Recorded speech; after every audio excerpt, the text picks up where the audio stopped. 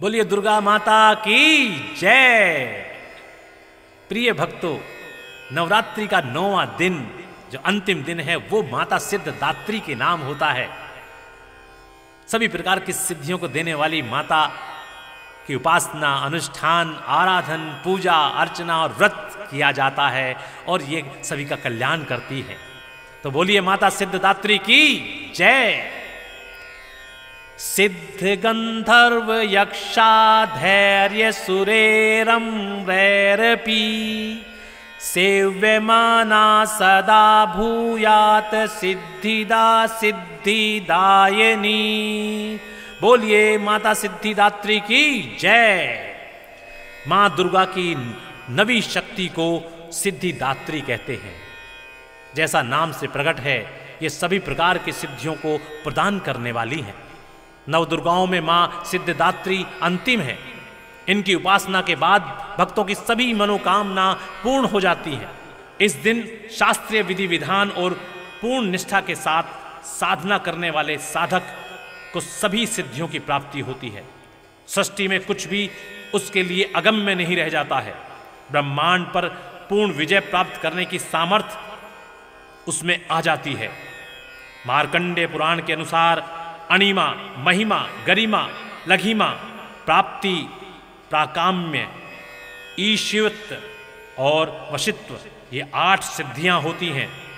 ब्रह्म वैवर्त पुराण के श्री कृष्ण जन्मखंड में यह संख्या 18 बताई गई है।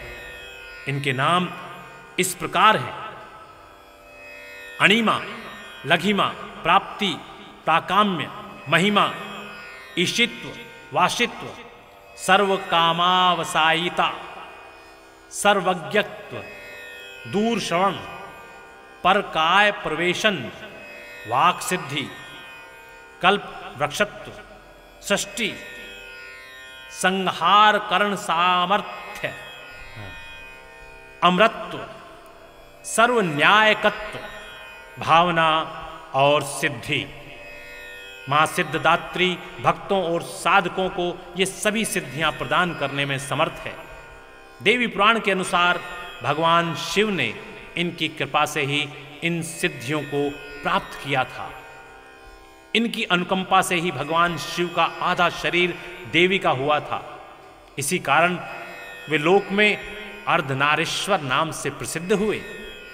मां सिद्धिदात्री 4 भुजाओं वाली हैं। इनका वाहन सिंह है।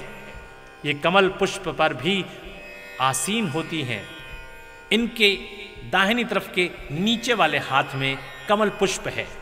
प्रत्येक मनुष्य का यह कर्तव्य है कि वह मां सिद्धदात्री की कृपा प्राप्त करने का निरंतर प्रयत्न करे, उनकी आराधना की ओर अग्रसर हो। उनकी कृपा से अनंत दुख रूप संसार से निर्लिप्त रहकर सारे सुखों का भोग करता हुआ वह मोक्ष को प्राप्त कर सकता है। नव दुर्गाओं में मां सिद्धदात्री अंतिम है। अन्य 8 दुर्गाओं की पूजा उपासना शास्त्रीय विधि विधान के अनुसार करते हुए भक्त दुर्गा मां के 9वें दिन इनकी उपासना में प्रवृत्त होते हैं। इन सिद्धिदात्री मां की उपासना पूर्ण कर लेने के बाद भक्तों और साधकों की लौकिक परालौकिक सभी प्रकार की मनोकामनाओं की पूर्ति हो जाती है। सिद्धिदात्री मां के कृपा पात्र भक्त के भीतर कोई ऐसी कामना शेष नहीं बची रहती है जिसे वह पूर्ण करना चाहता है। वह सभी सांसारिक इच्छाओं, आवश्यकताओं और स्पृहाओं से ऊपर उठकर मानसिक रूप से मां भगवती के दिव्य लोकों में विचरण करता हुआ उनके कृपा रस पीयूष का निरंतर पान करता हुआ विषय भोग शून्य हो जाता है। मां भगवती का परम सानिध्य ही उसका सर्वस्व हो जाता है। इस परम पद को पाने के बाद उसे अन्य किसी वस्तु की आवश्यकता नहीं रह जाती। मां के चरणों का यह सानिध्य प्राप्त करने के लिए हमें निरंतर नियमनिष्ठ रहकर उनकी उपासना करनी चाहिए। मां भगवती का स्मरण, ध्यान, पूजन हमें संसार की असारता का बोध कराते हुए वास्तविक परम शांतिदायक अमृत पद की ओर ले जाने वाला है। इनकी आराधना से जातक को अणिम, लघिमा, प्राप्ति, अकाम्य इत्यादि सभी प्रकार की सिद्धियां और निधियां प्राप्त होती हैं। आज के युग में इतना कठिन तप तो कोई नहीं कर सकता, लेकिन अपनी शक्ति अनुसार जब तप पूजा अर्चना कर कुछ तो माँ की कृपा का पात्र बन ही सकता है। प्रत्येक सर्वसाधारण के लिए आराधना योग्य यह श्लोक सरल और स्पष्ट है। माँ जगदम्बे की भक्ति पान के लिए इसे कंठस्थ कर नवरात्रि में नवमी के दिन इसका जाप करना चाहिए। या देवी सर्वभूतेषु माँ सिद्धिदात्री रूपेण संस्थिता, नमस्तस्यै नमस्तस्यै नमस्तस्यै नमो नमः। अर्थात हे माँ सर्वत्र विराजमान और माँ सिद्धिदात्री के रूप में प्रसिद्ध अम्बे, आपको मेरा बार बार प्रणाम है, या मैं आपको बारंबार प्रणाम करता हूँ। हे माँ मुझे अपनी कृपा का पात्र बनाओ, मुझे अपनी कृपा का पात्र बनाओ माँ। तो बोलिए माता सिद्धिदात्री की जय हो, जय हो, जय हो। प्रिय भक्तों, नवरात्रि का 9वां दिन जो अंतिम दिन है वो माता सिद्धिदात्री के नाम होता है। सभी प्रकार की सिद्धियों को देने वाली माता की उपासना, अनुष्ठान, आराधन, पूजा, अर्चना और व्रत किया जाता है और ये सभी का कल्याण करती है। तो बोलिए माता सिद्धिदात्री की जय। सिद्ध गंधर्व यक्षाधैर्य सुरेरम वैरपी, सेव्यमाना सदा भूयात सिद्धिदा सिद्धिदायिनी। बोलिए माता सिद्धिदात्री की जय। मां दुर्गा की नवी शक्ति को सिद्धिदात्री कहते हैं। जैसा नाम से प्रकट है, ये सभी प्रकार की सिद्धियों को प्रदान करने वाली हैं। नव दुर्गाओं में मां सिद्धिदात्री अंतिम है। इनकी उपासना के बाद भक्तों की सभी मनोकामना पूर्ण हो जाती हैं। इस दिन शास्त्रीय विधि विधान और पूर्ण निष्ठा के साथ साधना करने वाले साधक को सभी सिद्धियों की प्राप्ति होती है। सृष्टि में कुछ भी उसके लिए अगम्य नहीं रह जाता है। ब्रह्मांड पर पूर्ण विजय प्राप्त करने की सामर्थ्य उसमें आ जाती है।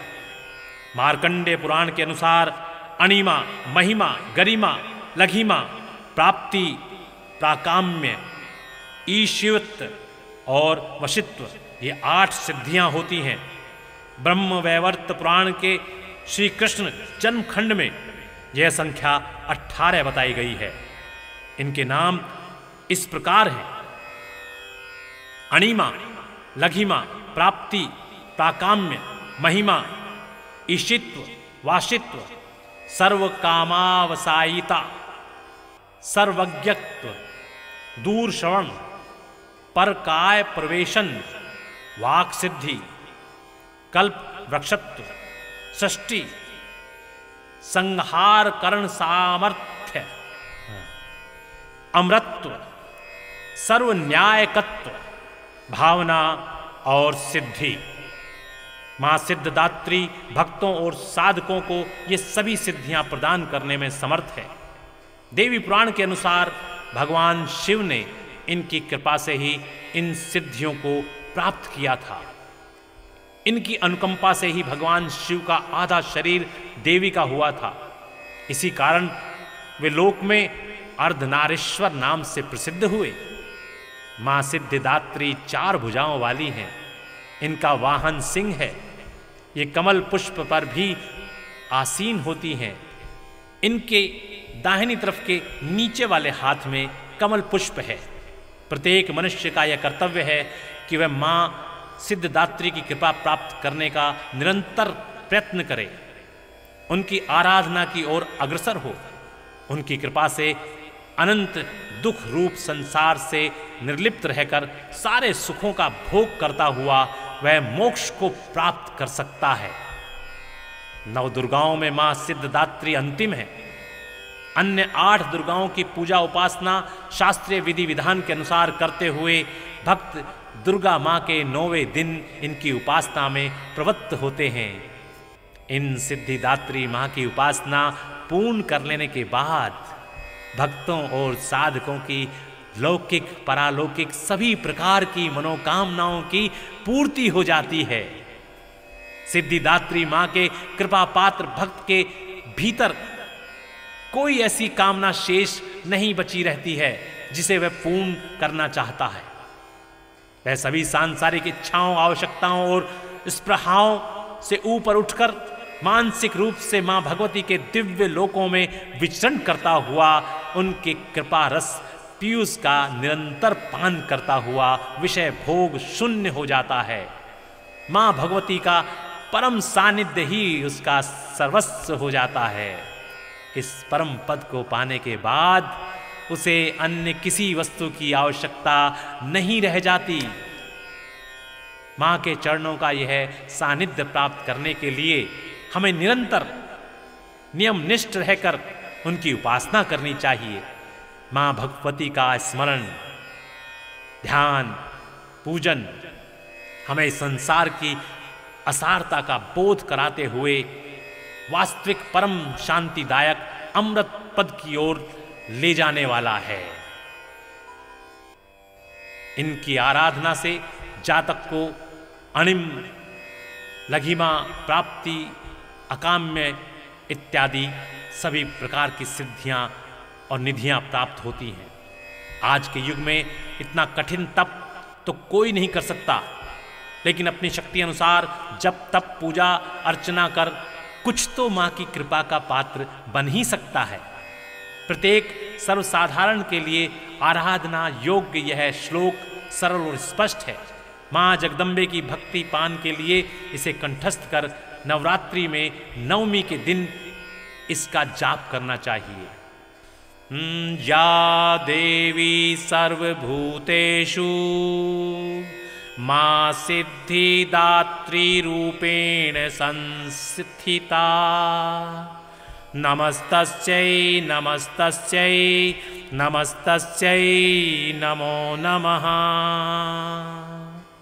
अर्थात हे मां सर्वत्र विराजमान और मां सिद्धिदात्री के रूप में प्रसिद्ध अम्बे, आपको मेरा बार बार प्रणाम है, या मैं आपको बारंबार प्रणाम करता हूं। हे मां मुझे अपनी कृपा का पात्र बनाओ, मुझे अपनी कृपा का पात्र बनाओ मां। तो बोलिए माता सिद्धिदात्री की जय हो, जय हो, जय हो।